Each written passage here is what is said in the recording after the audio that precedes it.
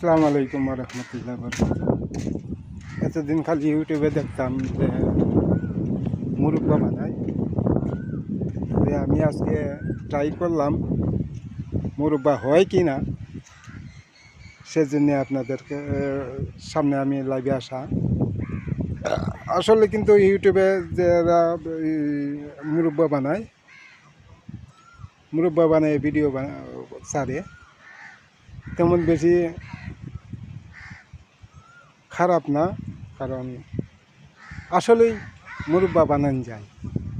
আজকে আমি টেস্ট করলাম মুরব্বা, এই যে আজকে আমি মুরব্বা বানাই টেস্ট করলাম। আসলে মুরব্বাগুলো হয় পাকনা চাল কুমড়া লাগে, জালি কুমড়া একবারে পাকনা লাগে, টনটনি করতে। এই যে আজকে এগুলো বানাইছি আমি নিজের হাতে বানাইছি। আজকে চেক করলাম হয় কি না মুরব্বা।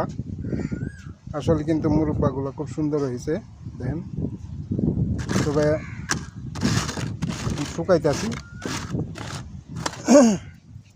শিরার মধ্যে করিয়া শিরা দিয়ে এখন শুকাইতেছি মুরব্বাগুলা, দেখেন।